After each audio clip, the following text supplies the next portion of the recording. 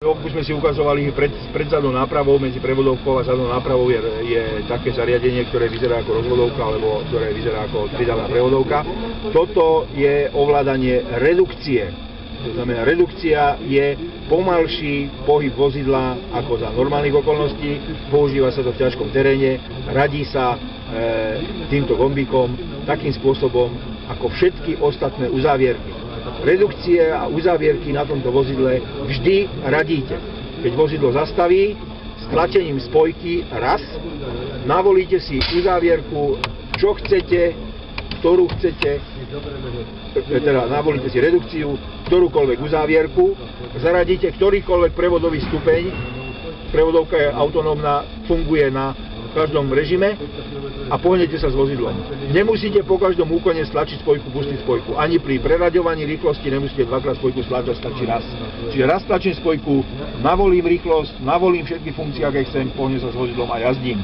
Nikdy nemusíte stlačať spojku dvakrát alebo trikrát, netreba. To isté platí pri predvoľbe polovičných rýchlostí. To znamená, ako náhle si predvolíte polovičku, stlačíte spojku na podlahu, až vtedy vám zareaguje prevodovka na ten predvolič. Ak nestlačíte spojku na podlahu, nezareaguje prevodovka na predvolič a ostáva navolené to, čo bolo predtým. Radenie prevodových stupňov. V tomto je osadená prevodovka ZF, ktorá má základný počet prevodových stupňov 8. Tieto prevodové stupne sú delené na polovičku. Každý jeden, čiže máte 16. Takisto táto prevodovka funguje pri redukcii. Ak máte zapnutú redukciu, máte ďalších 16 prevodových stupňov, čiže dokopy je 32 voliteľných. Keď vypínate všetky zariadenia, znovu raz tlačíte spojku a môžete všetky zariadenia vypnúť. Vždy musí byť zaradený neutrál, stlačená spojka a vozidlo musí stáť. To je zákon, tak to musí byť. Táto prevodovka má dve riadele. Čiže v jednej prevodovke sú dve riadele. Tie dve riadele prehadzujete touto pákou. Tu máte teraz korytnačku, to znamená, že tam je malá rada 1, 2, 3, 4. 1, 2, 3, 4 radíte takým spôsobom, že k sebe dopredu je jednička, dozadu je dvojka. Pustíte páku do neutrálu, rovno dopredu je trojka, rovno dozadu je štvorka. Ak chcete pokračovať o veľkej rade, idete do neutrálu, takýmto spôsobom rázne nadoraz prepnete do veľkej rady prevodovku.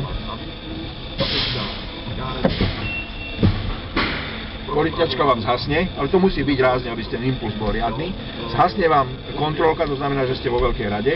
Vo veľkej rade pokračujete smerom dopredu 5, dozadu 6 a od seba 7 a 8. Znovu, keď ste do malej rady, dáte do malej rady, rozsvieti sa vám kontrolka. Spátečka je, už na doraz dáte páku, pretlačíte a radíte spátečku. Tam je poistka, taká tu sa pretlačí. Takto sa radí. Malá rada a veľká rada. Plus polky na tej páke. Dobre. Kúrenie klasické, teplá voda, rozvod vzduchu, ventilátor a rozvod vzduchu v kabíne. Plus uzavretie prívodu vzduchu do kabíny. 12V zásuvka na prídavné zariadenie, napríklad mobilný telefón. Po jednej aj druhej strane máte ešte tu na jeden popolník, druhý popolník, vývod vzduchu na vyfúkanie prachu z kabíny, to dáte do jednu čapočku, dáte si hadicu a takú pištolu existuje kúpiť. Pod týmto máte 1000-pinový takú zásuvku, kde pripojíte počítač k tomu na diagnostiku v servise, takže to proste bez servisu a diagnostiky a ovládanie volantu tlačítkom a všetky možné smery máte na tým, čo sme si zvonku ukazovali, to tlačítko na podlahe, čo bolo. Ovládanie týchto ovládačov na volante. Prvým potvrdzujete to, čo chcete na obrazovke pozerať, druhým listujete v obrazovke a tam máte možnosti AdBlue, množstvo AdBlue v nádrži, hladinu oleja, tlak oleja a tlak v brzdovej sústave. Potom tu máte rôzne informácie o trase, ako je vzdialenosť, prejdená rýchlosť, priemerná rýchlosť, koľko je paliva a tak ďalej. Ak si tú trasu potvrdíte OK, tak šipkami môžete na tej jednej stránke pokračovať ďalej, až sa dostanete na voľnobeh a dostanete sa na motohodiny, čiže viete si na tom pozrieť motohodiny. Má to 3 tieto údaje, toto je trasa 1, potom ešte existuje trasa 2 a trasa celkom. Trasa 1 sa dá nulovať. za pomoci týchto tlačidiel. Trasa 2 sa nuluje cez kód 1, 2, 3, 4, 5 a trasa celkom vám načítava celý chod toho vozidla, odkedy vozidlo bolo vyrobené. Takže to viete si tu pozrieť. Znovu escapeom, ESC je napísané, sa vrátite do pôvodného nastavenia a môžete s listovaním pokračovať ďalej na tej obrazovke. Okrem toho spomínaného tu je trasa 2, trasa celkom. A máte tu budík si tu môžete nastaviť, to už sú také drobnosti, časovač kúrenia. Môžete si tu namodelovať test svetiel, to znamená, že keď sa vám tu rozsvieti nejaká žiarovka, že je nejaká žiarovka vypálená, tak na tomto teste svetiel sa vám zobrazí, na ktorej časti vozidla tá žiarovka je vypálená. Diagnostika, tu sa vám budú vypisovať kódy závad, ktoré na tom vozidlu môžu vzniknúť, potom len zavoláte do servisu, nadiktujete ten kód a mechanik bude vedieť, o akú závadu sa jedná.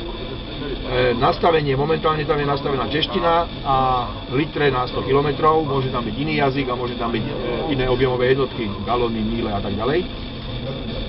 A znovu ste v pôvodnom nastavení na pôvodnej obrazovke, kde sa vám zobrazuje čas, vonkajšia teplota v stupňoch a prejde na vzdialenosť kilometrov. Čiže toľko to ovládanie vozidla. Keby bolo rádio, ovládate tu na týmto, ale rádio nie je, čiže týmto neovládate nič. Takže to sú základné veci na ovládanie vozidla.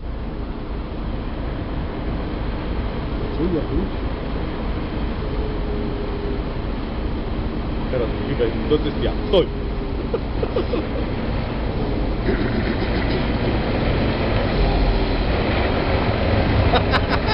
Frajer si, čo? Veď dojdeš.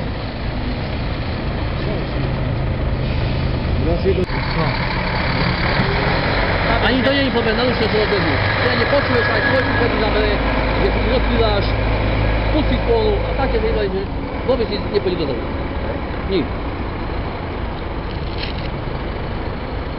Ubereš plyn a sám je silný. V tom najväčšom vlhku tam som sa pohlínal. Bez problému. Takýto vôbec bol. Teraz už len kombinuje. Nemusel ani pridávať nič. A teraz sa vozíme s vodou alebo bez vody? Teraz tam je voda, ale není to plné. Voda je, lebo budete používať čerpadlo. Aha. Ale je jedno, či tam je voda, alebo není voda, v auto je stále rovnako. Nemá žiadny vplyv tá váha na to auto.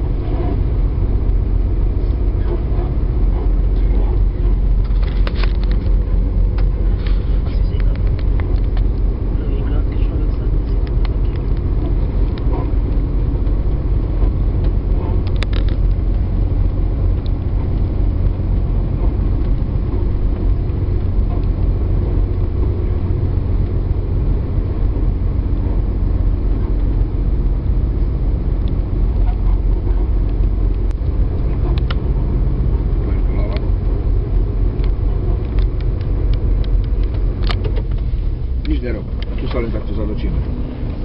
Ani nepridať nič? Nemusíš. Na takom malom mieste sa to auto otočí. A toč kormidlo, veľa toč. Lebo to kormidlo má veľa otáčok.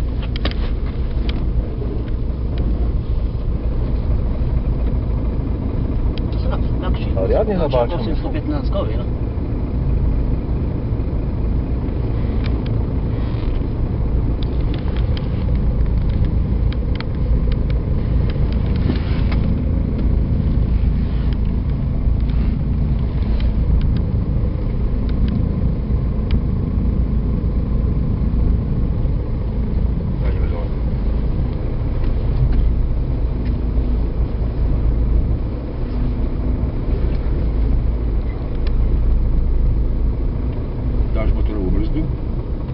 Smerom tak dole páku potiahneš. Hore? K sebe.